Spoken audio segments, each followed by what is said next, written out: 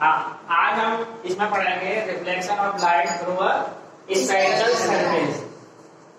ठीक है, हेडिंग डाल लो इस चीज को।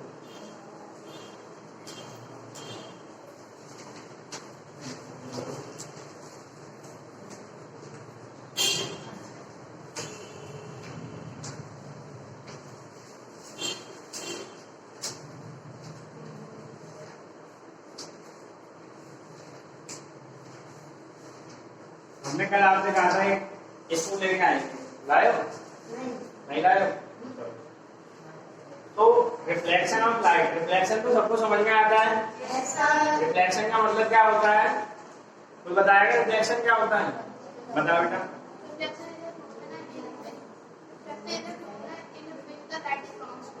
हाँ, reflection is the phenomena in which light is translated through a smooth surface. ठीक है, through a smooth surface reflection हो गया। और रिफ्लेक्शन के लिए एक ही मीडियम में लाइट का मतलब ट्रेवलिंग होनी चाहिए। ठीक है, रिफ्लेक्शन के लिए एक ही मीडियम में लाइट क्या होनी चाहिए? ट्रेवलिंग होनी चाहिए। मतलब अगर हम एयर में काम कर रहे हैं तो लाइट एयर से टू एयर ही आनी चाहिए। अगर हम वाटर में काम कर रहे हैं तो लाइट वाटर टू वाटर ही आनी चाहिए। एक ही मीडियम होना चाहिए। बात समझ में आ रही है? तो अभी तक हमने पढ़ा था प्लेन मिरर, इस तरह से एक मिरर बनाया जाता था, उसके बीच में क्या कर देते थे? पॉलिश कर देते थे।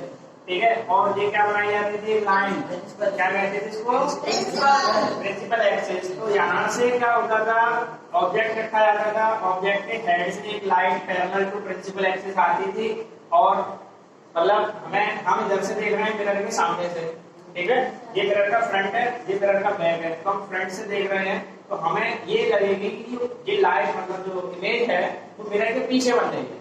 कहाँ बन रही है? मिरर के पीछे। पर ऐसा नहीं है। मिरर के पीछे क्या है? मिरर के पीछे तो कुछ नहीं है, पॉलिश है। ठीक, तो दूसरी लाइट यहाँ से जाती थी इस तरह से और रिफ्लेक्ट हो जाती थी।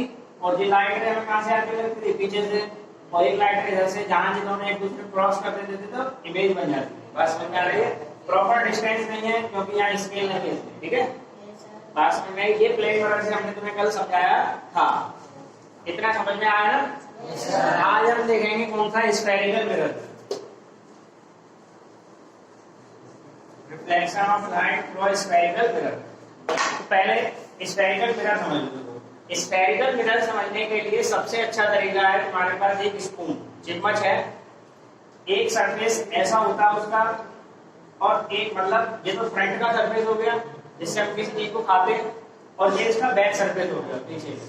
ठीक है, तो ये फ्रंट और बैक यही तो स्फेरिकल सरफेस होते हैं। मतलब एक मिरर आपका इस तरह से बनेगा जिसमें पीछे की तरफ पॉलिश की जाएगी, और एक मिरर आपका कैसा बनेगा? इस तरीके से। ये एक अलग टाइप का मिरर है और ये अलग टाइप का मिरर है। बात समझ में आएगी कि नहीं आएगी? इस मिरर को हम क्या कहेंगे? Concave mirror. कौन सा मिरर? कॉनकेव। ये होगा कॉन्वेक्स मिरर।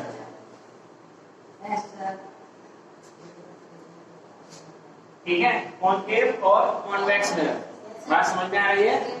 चलिए, अब तुम्हें कैसे पहचानना है कि कॉनकेव कैसा है और कॉन्वेक्स कैसा है? तो ये समझ लो कि एक सर्कल बनाओ,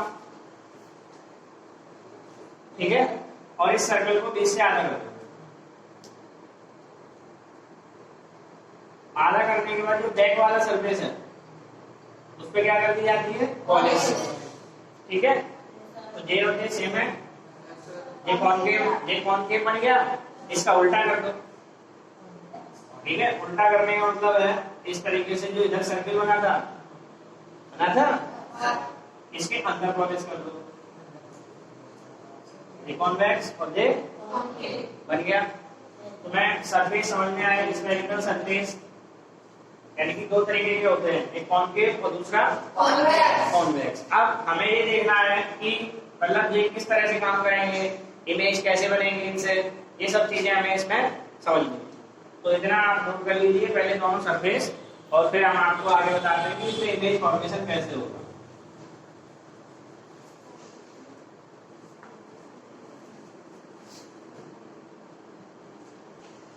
हाँ बेटा, इसका नोट हो गया आपका? ठीक है, अब हम इसमें दूसरा टॉपिक देखेंगे।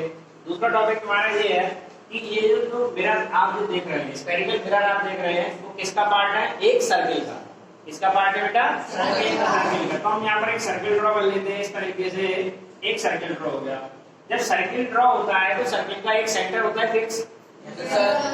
इस तरह से हम मान लेते हैं कि सर्किल का क्या है? सेंटर।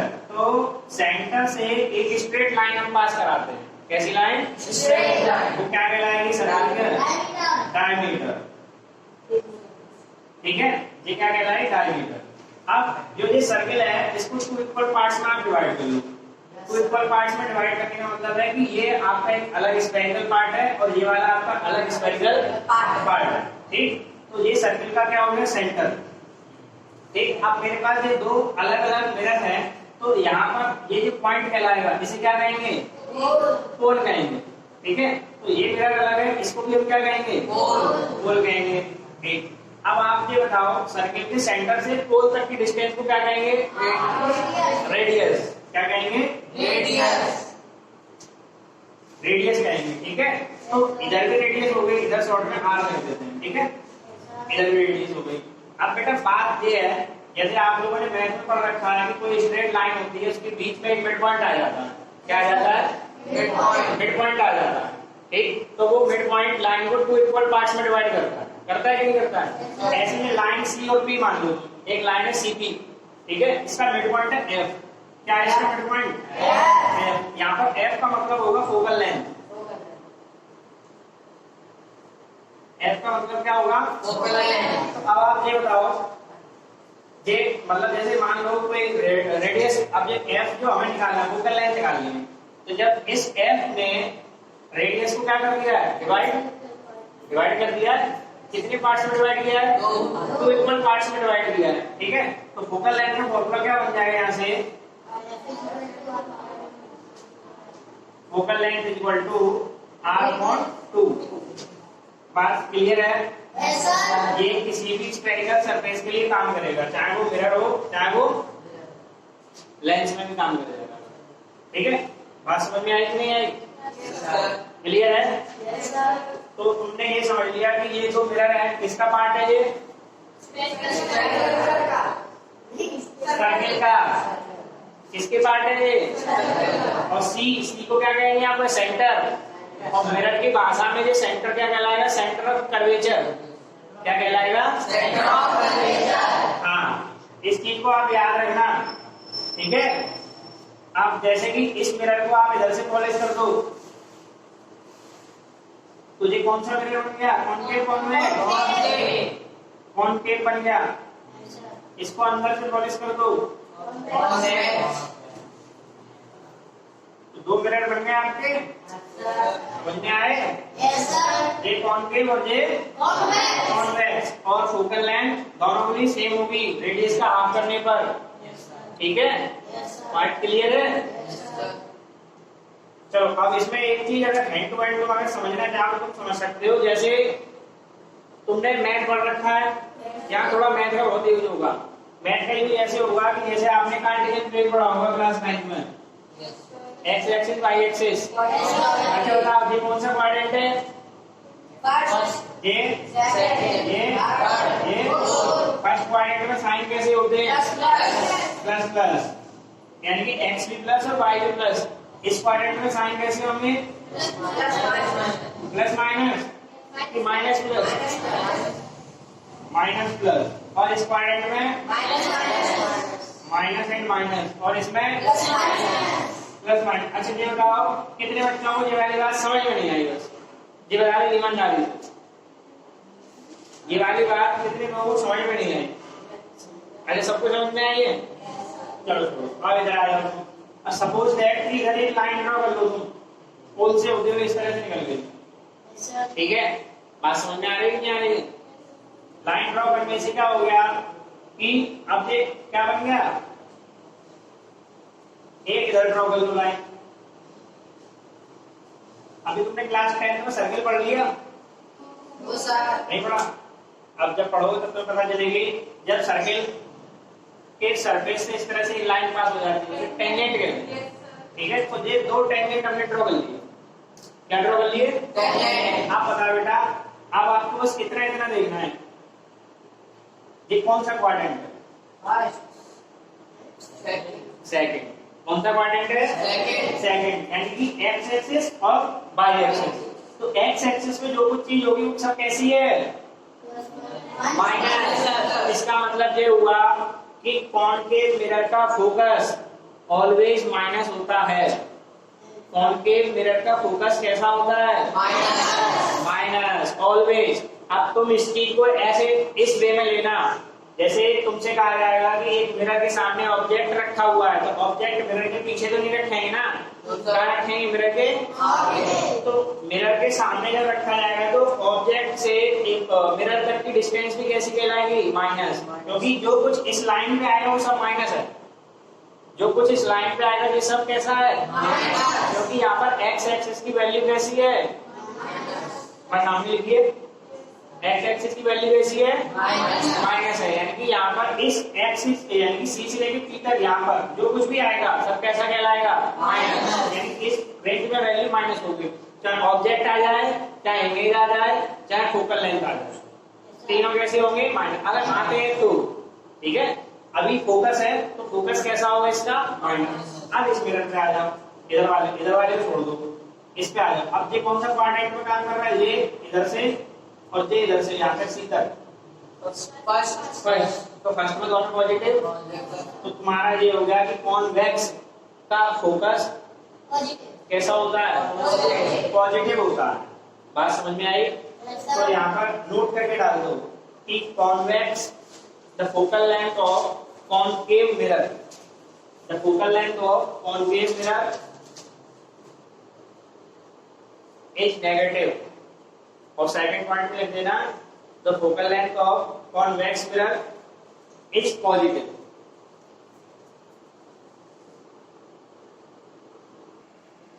हाँ, आपने इसका ड्रॉ कर लिया, बोलो। Yes sir. ठीक। ये कौन सा मिरर है? कॉनकेव।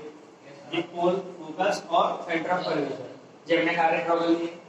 अब हमारा मतलब फर्स्ट काम, पहला काम ये होता है कि हम मिरर के सामने खड़े होकर तस्वीर नहीं बनेगी, ठीक है।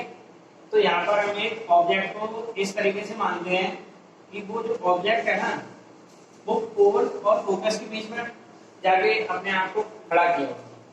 इसके बीच में ये पोल है और ये फोकस है, इसके बीच में जाके उसने अपने आप को क्या किया? खड़ा किया।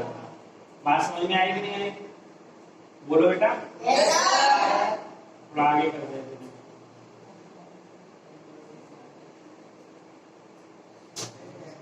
ये क्या चीज है? ऑब्जेक्ट। ये क्या चीज है? ऑब्जेक्ट। ठीक। अब हमने आपको प्लेन मिरर पढ़ाया था, तो प्लेन मिरर पढ़ाते समय क्या बताया था कि एक लाइट हमेशा ऑब्जेक्ट के हेड से पैरेलल टू प्रिंसिपल एक्सिस चलेगी। चलेगी कि नहीं चलेगी? चलेगी। अच्छा, अभी मतलब ये तुम्हें अब फिर ये कहां से पास हो जाएगी? बताओ कहां से पास हो जाएगी? मतलब लाइट जैसे उसमें हम देखते थे कि ऐसे लाइट आती थी, ऐसी लाइट आती थी तो कहां चली जाती थी? मतलब तो प्लेन मिरर था, इसमें तो वापस नहीं जाएगी, क्योंकि जब हम इस पे कुछ एंगल से लाइट मारते हैं तो उधर साइड में जाती है, रिफ्लेक्ट होती है। ये 90 पे तो आई नहीं लाइट जो वापस जाएगी, तो फिर कहाँ जाएगी? ये फोकस से पास हो जाएगी। कहां से पास होगी? फोकस से पास हो जाएगी, इस तरह की। ठीक है, थोड़ा टेढ़ा हो गया इधर। ऐसे आई लाइट और ऐसे पास हो गई। जो व्यक्ति इधर खड़े होंगे, ये उनकी आंख है, इधर से वो देख रहे होंगे मिरर में, तो उन्हें ये लाइट कहां से आती लगेगी? पीछे से, मिरर के पीछे से। इतना समझने में थोड़ा कंफ्यूजन हो सकता है, जब तुम्हें पहले बता रहे हैं, इसलिए ये ना सोचें कि सर क्या समझा रहे हैं, कुछ पल्ले की पड़ रही बात। ये समझने में बच्चों को 2-3 दिन लग जाते हैं, क्योंकि पहली बार समझ रहे हो तो हो सकता है कि कंफ्यूजन भारी हो। कहां से आई लाइट, कहां चली गई, पीछे से क्यों दिख रही है, हम मिरर के सामने यहाँ क्यों खड़े होंगे? ठीक है, दिक्कत हो सकती है। ठीक है, पर मैं तुम धैर्य बनाए रखो और बैठे रहो शांति से। अब दूसरी लाइट कहां से आएगी? Centre of curvature. कहां से आएगी? हाँ, जो लाइट सेंटर ऑफ कर्वेचर से आती है और इसके हेड को टच करके भी जाएगी, ऑब्जेक्ट के हेड को क्या करके जाएगी? टच करके जाएगी। इस तरीके से जैसे आई है ऐसे ही वापस लौट जाएगी, ऐसे गई और ऐसे आई। तो जी हमें कहां से आती लगेगी? पीछे से। कहां से आती लगेगी बेटा? और जहां ये दोनों लाइनें एक दूसरे को क्या कर रही? क्रॉस। क्या कर रही? क्रॉस। क्या बन जाएगी? इमेज। तो ऑब्जेक्ट छोटा है, इमेज कैसी बनी है?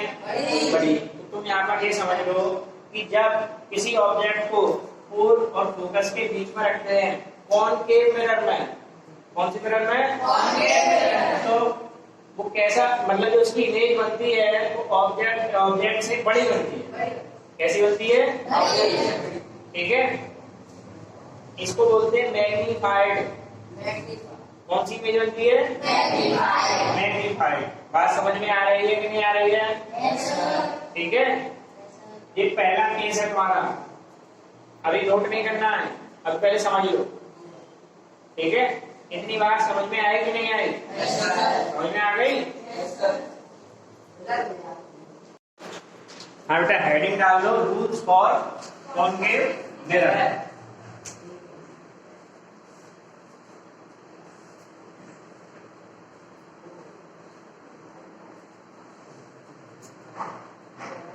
देखो इसमें रूल, 3 रूल हमें पढ़ने हैं।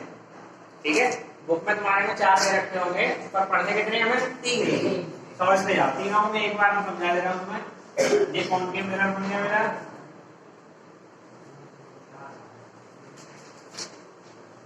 ये प्रिंसिपल एक्सिस, ये पोल है,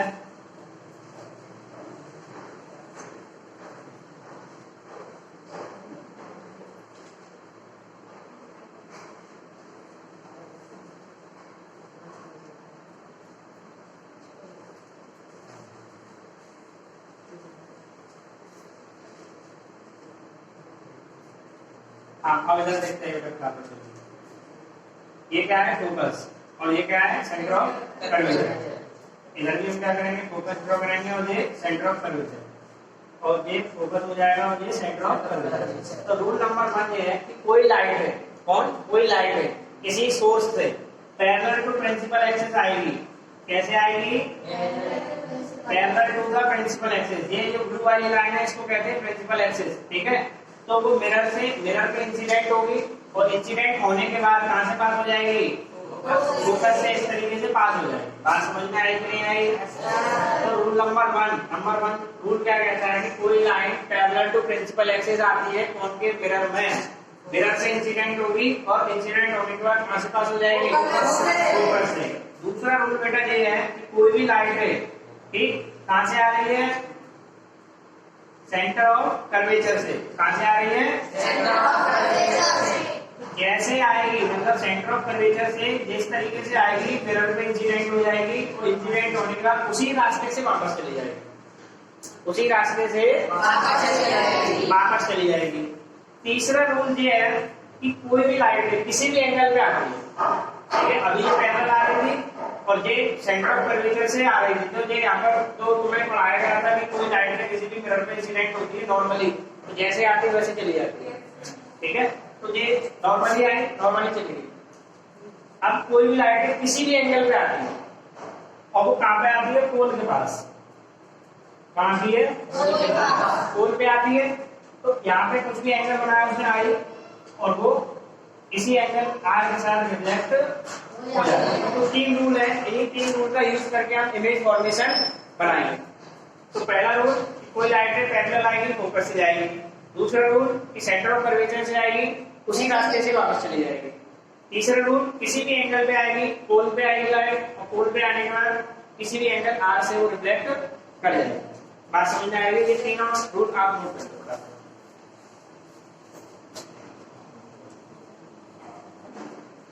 चलिए बेटा, अब आगे देखेंगे हेडिंग डाल लो, इमेज फॉर्मेशन वाली है कॉनकेव मिरर। हेडिंग डाल दें आप लोग, इमेज फॉर्मेशन वाली है कॉनकेव मिरर।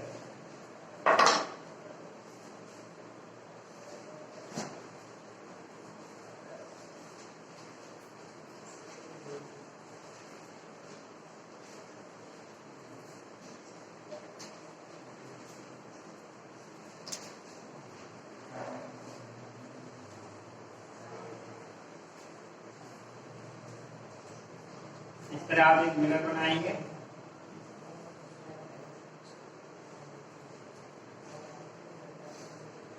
फिर प्रिंसिपल एक्सिस और उसके बाद पोल। ठीक है, यहाँ क्या हो जाएगा इसका फोकस, और ये हो जाएगा आपका सेंटर ऑफ कर्वेचर। ठीक है, समझ में आ रही बात?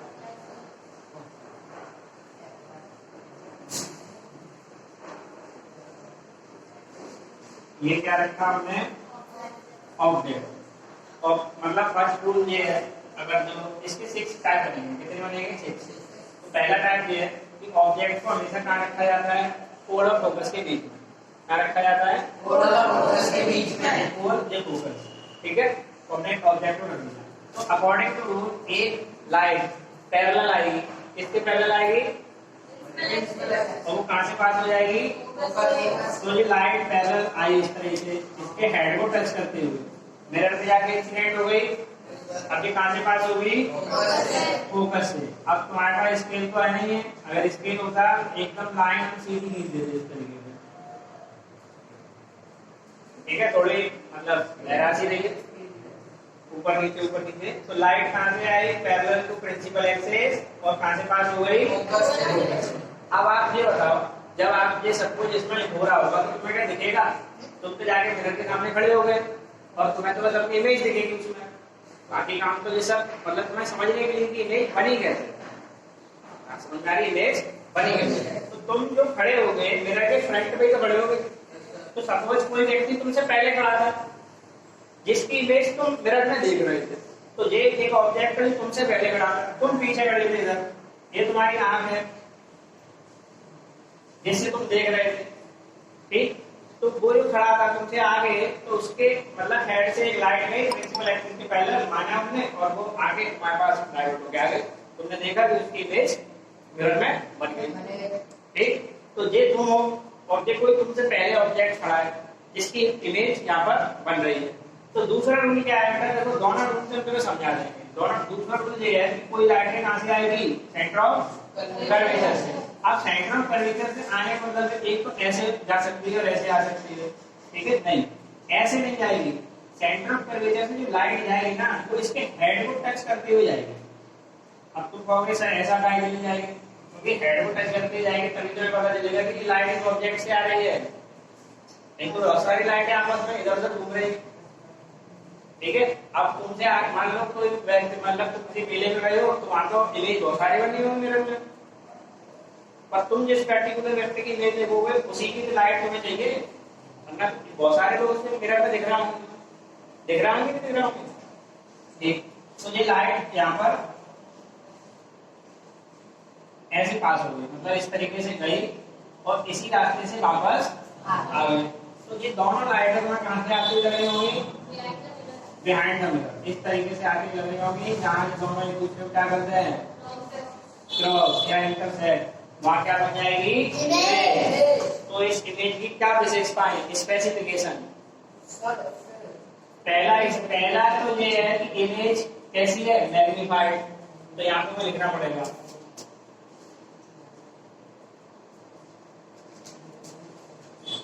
मतलब इसमें फर्स्ट पार्ट में जो इमेज बनेगी वो कैसी आएगी बेटा, मैग्नीफाइड।